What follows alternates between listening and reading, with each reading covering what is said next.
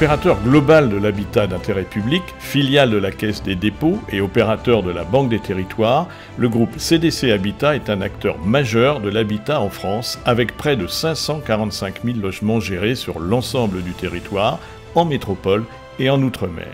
Nicolas Blanchard est le responsable du pôle ingénierie maintenance. Il est aussi référent national Smart Building, IRVE, NTIC, fibre et télévision numérique terrestre. Sur tous ces sujets, laissons-lui la parole. Pouvez-vous nous parler de la stratégie de CDC Habitat en matière de déploiement de bornes de recharge électrique ? Alors effectivement, avant d'évoquer ce sujet sur les infrastructures de recharge électrique, qui est un sujet d'actualité évidemment vis-à-vis de la mobilité, je dois préciser que dans mon activité, nous sommes référents et experts dans un certain nombre de domaines de la maîtrise d'ouvrage, comme la maintenance, le smart building, qu'on évoquera évidemment tout à l'heure, tout ce qui tourne autour des sujets de la smart mobility, donc les infrastructures de recharge de véhicules électriques sont évidemment font partie de la smart mobility ou de la smart city. Et aussi toute une expertise qui est développée autour du management des risques. Donc voilà, je manage un petit bureau d'études interne sur ces différentes questions. Et alors pour en revenir effectivement précisément au sujet de notre analyse et de mon analyse sur la recharge des véhicules électriques, c'est effectivement une stratégie européenne aujourd'hui incontournable, notamment dans le cadre du plan de décarbonation. Cette stratégie, elle est aujourd'hui accélérée par l'apparition des ZFE, dont vous avez sans doute entendu parler, sur une quarantaine d'agglomérations françaises, et accélérée aussi en perspective d'une échéance 2035, à laquelle la production de véhicules devra avoir basculé en 100% électrique, ce qui n'est pas rien. Alors, pour répondre à cet enjeu, et 2035 est tout proche. Pour répondre à cet enjeu, nous avons créé en 2020 la première station-service de recharge à domicile dans le domaine de l'habitation privée. C'est probablement une première au niveau national, européen, certainement. Et cette station-service, elle permet de rendre un certain nombre de places éligibles au droit à la recharge, qui est ouvert en France depuis maintenant un certain nombre d'années. Environ 110 000 places chez nous, ça représente environ 110 000 places de stationnement. Mais j'ai envie de dire que pour autant, la France est loin du rendez-vous par rapport aux échéances et aux objectifs que j'ai cités tout à l'heure.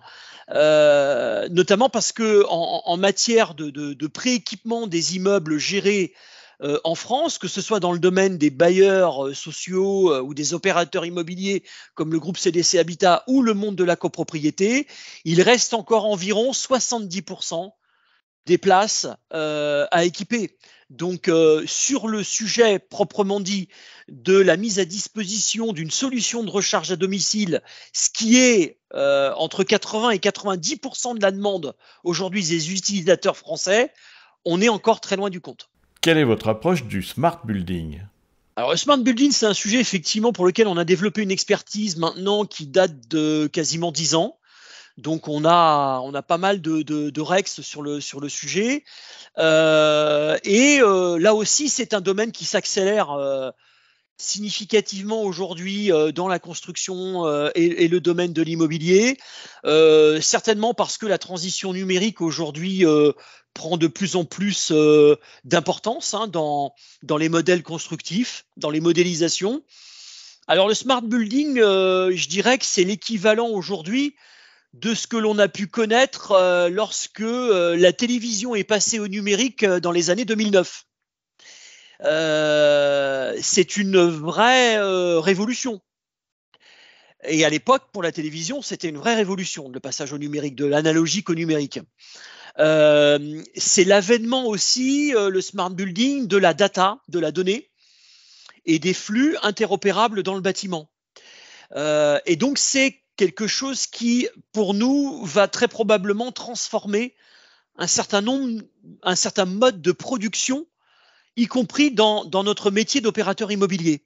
Voilà, on produit aujourd'hui différemment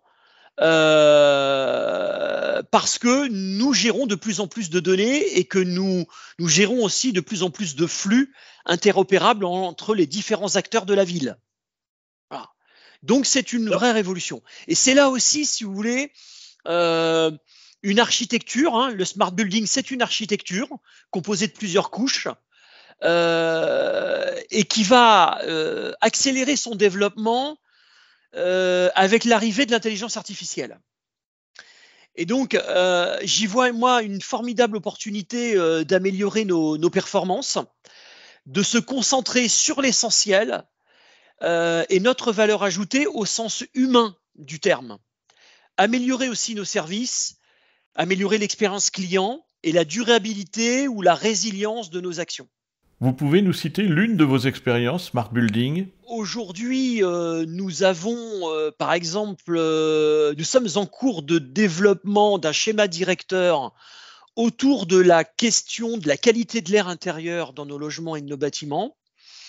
Il y a le sujet qui reste dans ce schéma directeur de la qualité de l'air intérieur, le sujet de la sobriété énergétique, hein, qu'aujourd'hui tout le monde a entendu parler, impulsé aussi par une dynamique gouvernementale et d'État pour consommer moins et consommer mieux, avec évidemment la capacité pour nos habitants de faire face à l'augmentation des prix d'énergie. Hein.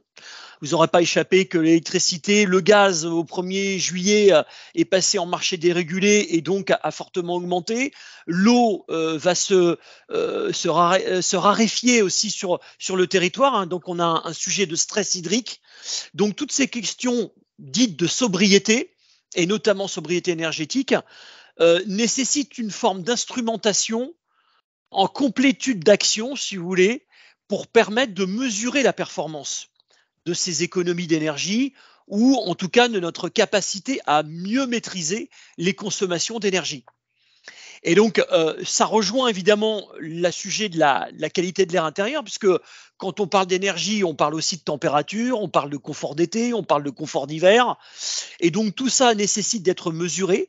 Eh bien, nous installons un certain nombre de capteurs dans nos logements ou des thermostats que l'on passe en mode connecté. La connectivité de ces capteurs nous permet de récupérer dans une plateforme numérique de concentration de données et de manière automatique ces différentes informations et ces flux qui proviennent de différents bâtiments, quelle que soit leur situation géographique, et nous permet d'établir des indicateurs de performance. Quelle est votre philosophie concernant le choix des équipements et solutions Smart Building ? Ce que je peux vous dire, c'est que nous, chez CDC Habitat, on est ouvert à toute solution.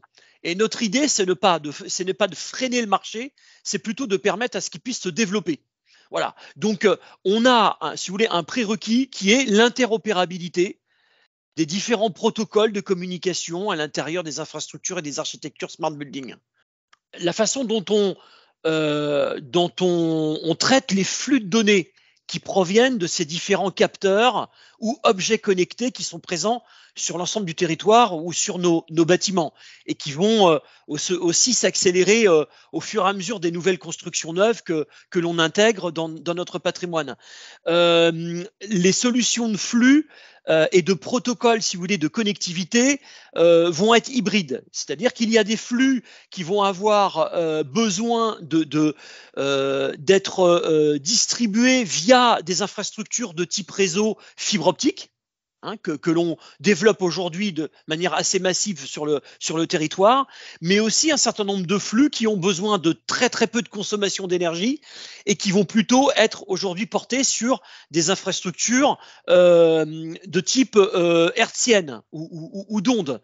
Hein, et donc on utilise des protocoles de type LoRa, par exemple, hein, LoRaWAN. Voilà. Ça, c'est effectivement une alliance industrielle de protocoles de connectivité que je peux citer. Avez-vous un avis concernant l'arrivée de la 4K sur la télévision numérique terrestre? Et d'une manière plus générale, que pensez-vous de la TNT? Alors écoutez, évidemment sur la TNT, on est un acteur hein, de la chaîne importante, hein, compte tenu encore une fois de du nombre de mètres carrés habitables que l'on est amené à gérer évidemment dans notre activité, dans notre domaine d'activité sur l'ensemble du territoire et dans les départements d'outre-mer. Sur la 4K, la télévision 4K, j'ai pas grand-chose à dire si vous voulez. Ça intéresse évidemment en termes de qualité l'ensemble des usagers, des utilisateurs. Je n'ai pas, moi, dans mon domaine d'activité, de velléité particulière sur ce sujet-là. Ça intéressera évidemment toute la population et évidemment la population qui occupe nos logements. Maintenant, sur la TNT en elle-même, évidemment, nous, on est attachés à anticiper les travaux d'adaptation dès lors qu'il en aurait besoin. On l'a fait, comme je vous l'ai dit, en son temps, quand on était en 2019 et qu'on est passé de l'analogique au numérique. On l'a fait en 2011, quand on a évolué vers le HD. Aujourd'hui, on parle de UHD. Voilà. S'il y a des travaux d'adaptation, alors on avait déjà dans les années 2012, 2015, 2016 fait tout un tas de travaux d'adaptation qui nous ont permis d'avoir des systèmes et des têtes de réseau agiles. Agile, donc en capacité de s'adapter effectivement à certaines évolutions et d'intégrer certaines évolutions. Est-ce que ces têtes de réseau sont toujours en capacité de s'adapter automatiquement aux différentes évolutions et notamment les évolutions les plus récentes? Ça, effectivement, il faut qu'on y regarde et il faut qu'on y soit vigilant. Bon, voilà. Donc, nous, on est effectivement là pour anticiper ces travaux-là et faire des préconisations à l'ensemble de nos filiales sur le territoire. Évidemment, on doit assurer à ce titre-là une réception collective optimale. Et ça, c'est le prix à payer quelque part, ou en tout cas la clé du succès, puisqu'il ne faut pas oublier que dans le Code de la construction aujourd'hui, je le répète à chaque intervention et notamment dans le colloque, le Code de la construction impose toujours l'installation d'un réseau hertzien avec une antenne. Voilà. Quand bien même cette installation intérieure de bâtiments peut être effectivement raccordée à d'autres types d'infrastructures dès lors qu'elle passe sur la voie publique, mais en soi, dans les modes constructifs, le code de la construction n'a pas beaucoup évolué là-dessus. Et d'ailleurs, je dis souvent que ça mériterait sans doute d'y s'y replonger. Voilà, donc on doit assurer une réception collective optimale, c'est la clé du succès de l'usage de la TNT aujourd'hui dans nos bâtiments. Ensuite, comme en 2009, encore une fois, il serait intéressant de réfléchir à la mise en place d'un dispositif national d'accompagnement du public. Et je pense que ce serait le bienvenu. On l'a fait en 2009. Est-ce qu'il y a une opportunité, une pertinence à le refaire aujourd'hui? Ça mérite, je pense, d'y s'y intéresser. Il faut savoir quand même qu'à l'époque, le dispositif qui avait été mis en place par l'État représentait plus de 350 millions d'euros d'aide pour évidemment accompagner les usagers dans le passage à la TNT, au tout numérique. Voilà. Donc, je pense que ça mériterait effectivement de s'y intéresser et de savoir si, dans les évolutions que l'on propose dans la télévision du futur, la télévision de demain, il y aurait évidemment toujours la possibilité d'avoir un accès à un dispositif d'accompagnement quel qu'il soit. Voilà. Ensuite, j'oublie pas. Et j'oublie jamais que la TNT, et on en parle souvent ensemble, est encore aujourd'hui et plus que jamais une solution qui protège la santé des usagers, qui protège le pouvoir d'achat des utilisateurs et qui respecte la vie privée. Et donc ça, je pense que c'est un triptyque qui est extrêmement porteur pour l'avenir de la TNT, évidemment, mais ça, souvent, on en parle ensemble et je sais qu'on est en phase là-dessus. Enfin, pour terminer, c'est évidemment pour nous aussi le maintien d'un dispositif qui, du fait de ce triptyque, est considéré chez nous comme quelque chose qui est à caractère social et sociétal. Voilà.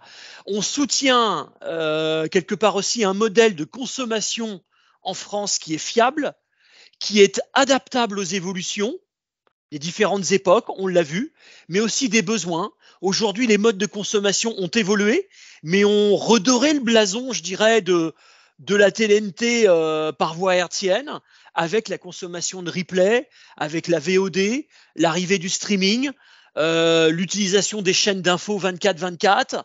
Ce sont effectivement tout ça des éléments porteurs et des besoins auxquels la télévision TNT était capable de s'adapter, évidemment. Voilà, il y a le renforcement des services effectivement pour les foyers. Bon, pourquoi? Parce que on couvre quand même plus de 95% du territoire, hein, je crois aujourd'hui, avec, si je me trompe pas, avec cette technologie-là. Donc aujourd'hui, il n'y a aucune autre technologie qui couvre autant le territoire et qui permet d'avoir accès à la télévision et à l'information de manière gratuite. Donc c'est vrai que le renforcement des services sur ce vecteur-là nous paraît aussi quelque chose qui est porteur pour l'avenir de la TNT. Voilà. On laisse le choix finalement quand même aux usagers, aux utilisateurs, dans un système qui, je le rappelle, et je le répète souvent aussi, est malgré tout concurrentiel, hein. Il y a une concurrence libre aujourd'hui dans l'accès à l'information. Donc on laisse quand même le choix, mais nous, on porte évidemment ces valeurs que j'évoquais tout à l'heure, protection de la santé, protection du pouvoir d'achat et respect de la vie privée. C'est quand même des valeurs sociales et sociétales très importantes, en tout cas dans notre groupe. Voilà.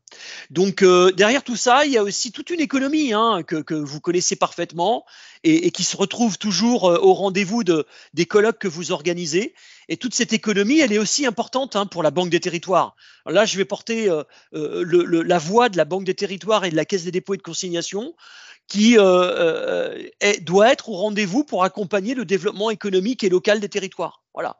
Donc il y a un développement économique, on maintient cette économie et on maintient aussi des ressources et de l'emploi local. Et ça, c'est effectivement très très très important. Voilà. Il faut juste un petit peu plus d'interactivité, on en a parlé aussi ensemble à plusieurs reprises. Cette activité, je regrette qu'elle ne soit pas arrivée aujourd'hui et qu'on ne puisse pas plus en parler. C'est peut-être reculer pour mieux sauter, mais à un moment donné, l'interactivité avec la télévision, qui aujourd'hui est un objet qui est quand même globalement bien utilisé avec ces nouveaux usages que j'ai évoqués en France, mériterait aussi de pouvoir faire concurrence avec l'interactivité qui est proposée par les fournisseurs d'accès Internet.